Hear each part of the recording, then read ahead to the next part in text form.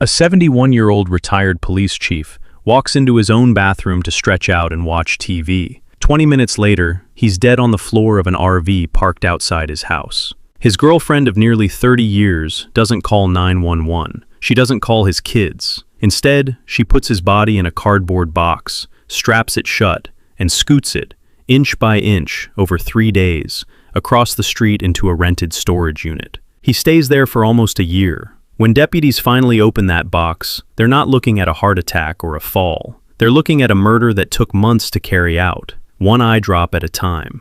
This is the case of Richard "Rick" Young and the woman who poisoned him, Marcy Oglesby. If true crime cases that took years to actually reach trial interest you, not just the arrest, but what happens after, subscribe now, because this case had 2 separate murder charges, 1 dismissal, and an appeals court reversal before it ever got to a verdict. October 7th, 2022. Maquon, Illinois. Population around 220. Knox County deputies get a call about a bad smell coming from Robert's self-storage. The renter meets them there, Marcy Oglesby, 50 years old. She has an explanation ready. First, it's old wet clothes. Then it's an opossum that crawled in and died. Neither holds up. Inside Unit 29, deputies find a large box, wrapped in a tarp and bedsheet, bound with a ratchet strap. When they push her to open it, Oglesby stops arguing and tells them herself. There's a body inside. That body belongs to Richard Young, Maquon's former police chief, a man who'd served the department for roughly 30 years. He'd been missing for almost exactly a year. Nobody had reported it. He'd been hidden less than 100 feet from the home he shared with Oglesby the entire time. Before this becomes a story about a killer, it's worth knowing who the victim actually was. Friends in Maquon knew him as Rick the Cop.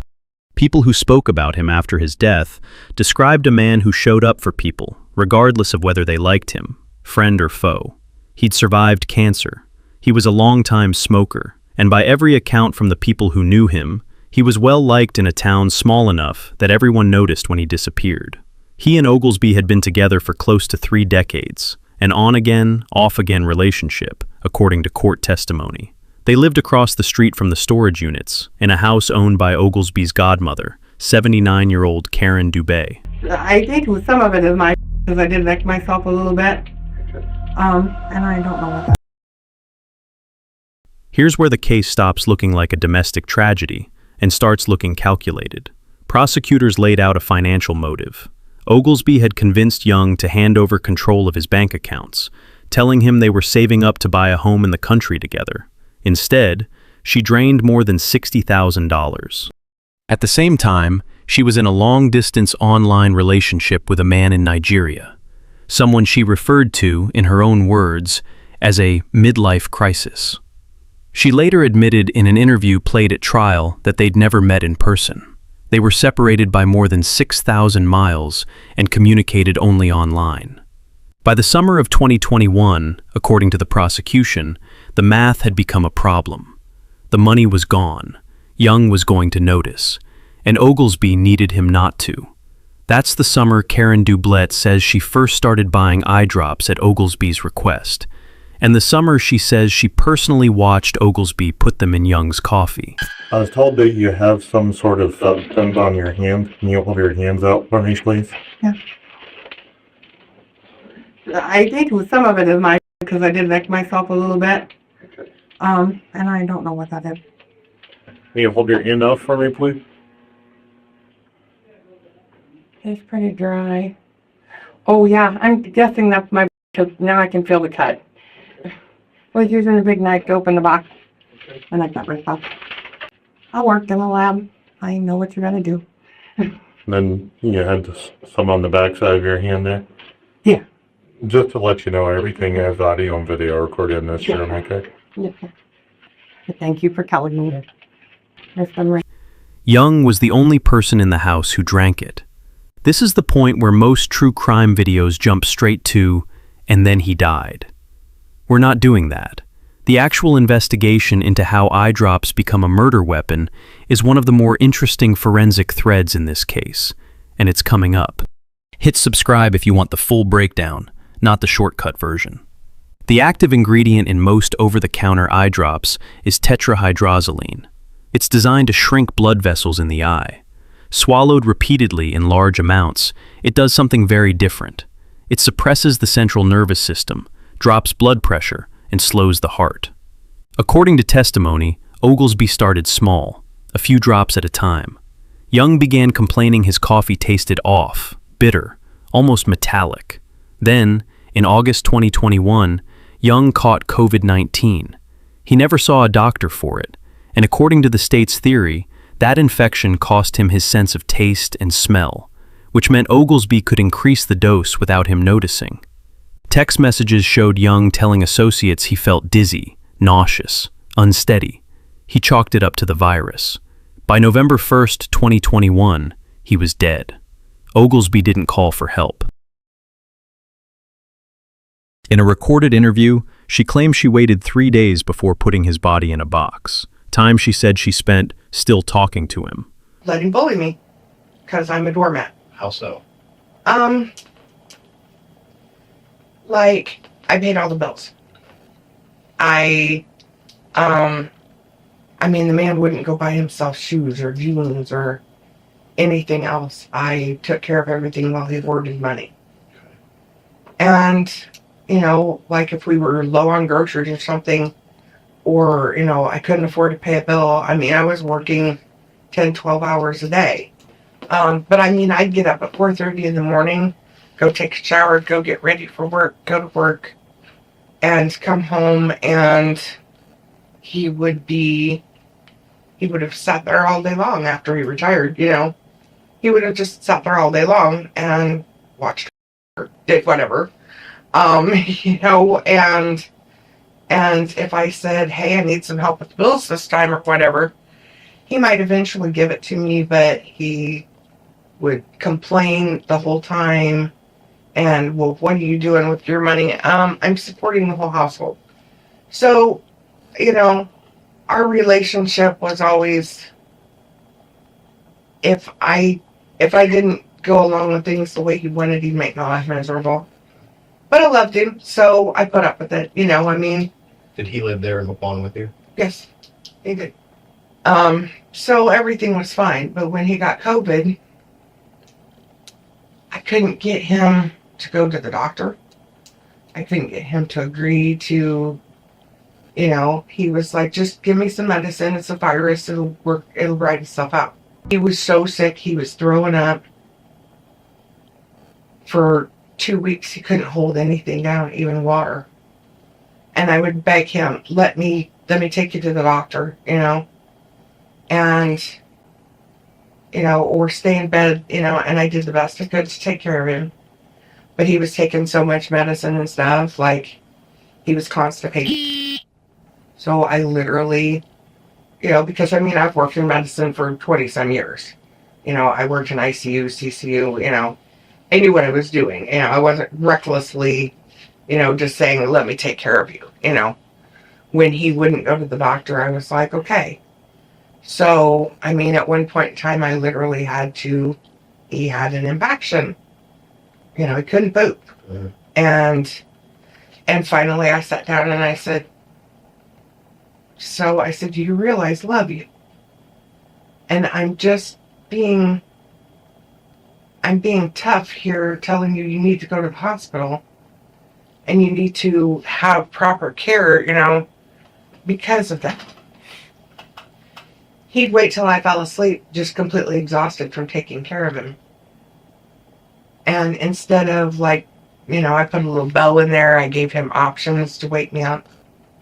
He'd get up on his own and fall, So I was like, why are you doing this? I'm here to help you. Well, I'm putting too much stress on you, you don't feel good, I need to take care of this myself.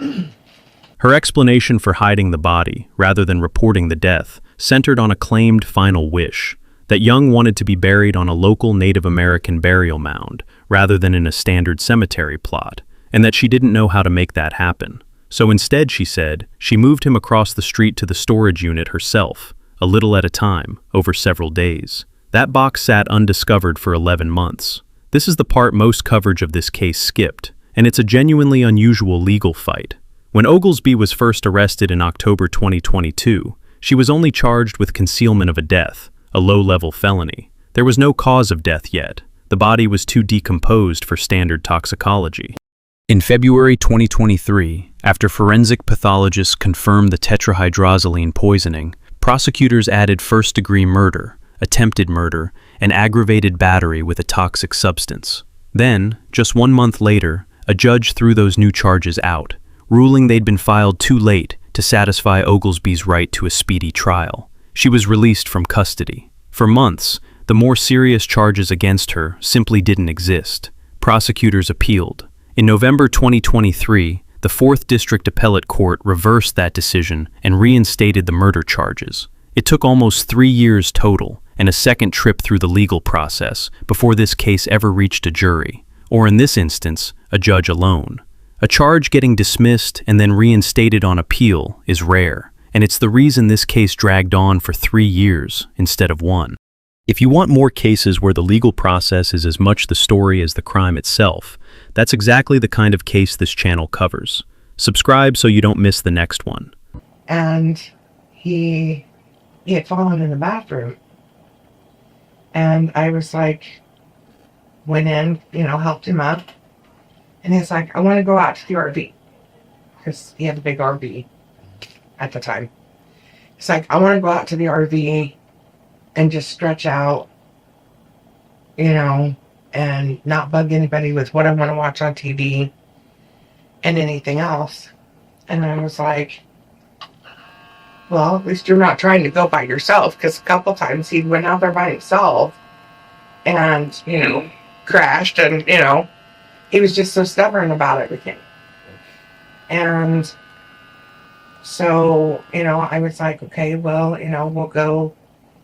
And he had a hold of my shoulders, and I helped him get out there and sat down on the edge of the bed. And he said, thank you. He said, oh, it felt so good. He's like, I feel funny. And I said, okay, well, let's get you laid down. And I, kind of went to, help him get turned around, and he just stopped. I mean, literally, like that. And I realized, oh my God, he broke his neck when he fell. Nothing else would stop. I mean, I worked in medicine for, nothing else would have just stopped. Like, no sign of anything. He was fine. He was up walking 1 minute, and literally it was just kind of like flop and gone. And I wasn't gone 20 minutes. He got up, fell, and when I called him, he was sitting on the floor. And he's like, no, I'm fine. I'll be here till you get back. Just constant, constant things. So then, probably, I don't know, the 4th time he fell, broke his nose. I mean, he looked like he'd been through a prize fight. And, when you've already had a problem in the past, it's not funny to sit there, like my nephew walked in and went, "Damn, what happened to you?" And he's like, her. I mean, thank God I had a witness that he fell, and broke his own nose. But he would think this was funny to sit there and be like, her. She finally had enough of my shit, stuff like that. He had a bad tendency to dramatize things, tell his kids things to make himself come out seeming more important. He had just this tendency to do that. So, when he got to the point where he couldn't really talk because he'd thrown up so much, all of the gastric juices and, everything had him so he could barely talk. Okay. Stephen would call and check on it here and there, but his kids never gave about anything but getting money. Stephen, on the other hand, doesn't. He's one of these people, I don't want an inheritance from my parents. I don't want anything that makes it look like you're happy to, you know. Once again, he'd started feeling a little bit better. Started getting some strength back. Oglesby waived her right to a jury and chose a bench trial, meaning Knox County Judge Andrew Doyle alone would decide her guilt. It ran 4 days in June 2025. The state called 26 witnesses. The defense called 2. The key witness was Karen Dubé, the godmother in whose house Young died. She testified she'd bought the eye drops at Oglesby's request and personally saw her dosing Young's coffee. In exchange for that testimony, murder charges that had also been filed against Dubé were dropped. The defense pushed back hard on that credibility. Public defender David Hansen argued Dubé only gave her final, complete account after spending 3 days in jail and negotiating a plea deal, and that there was no other direct evidence tying Oglesby to the poisoning. He also noted Young was a 2-pack-a-day smoker and cancer survivor, and argued the state's science on eye drop toxicity was thin. The prosecution's answer was the pattern of behavior around Oglesby, a prior forgery conviction, a habit, according to the state, of inventing stories, a cancer diagnosis, a jewelry design business, an art gallery, to extract money from people close to her. State's attorney Ashley Warby argued that pattern, combined with Dubé's eyewitness account and the toxicology, added up to a deliberate, months-long poisoning. After closing arguments, Judge Doyle took roughly 5 minutes to return his verdict. Guilty on all 3 counts: first-degree murder, attempted murder, and aggravated battery with a toxic substance. Sentencing came 4 months later, in October 2025. Prosecutors asked for 58 years, calling Oglesby diabolical and pathological. The defense asked for the 20-year minimum, arguing she'd complied with every condition of her release and had no history of violence. Oglesby herself spoke for more than 30 minutes, maintaining her innocence, calling Maquon a crap-hole town, and describing her conviction as a political travesty of justice. Judge Doyle said he found her statement troubling and out of place. He sentenced her to 50 years in the Illinois Department of Corrections, plus 3 years of supervised release, with credit for 326 days already served. Under Illinois law, she'll be required to serve the sentence in full, meaning, barring a successful appeal, she will spend the rest of her life in prison.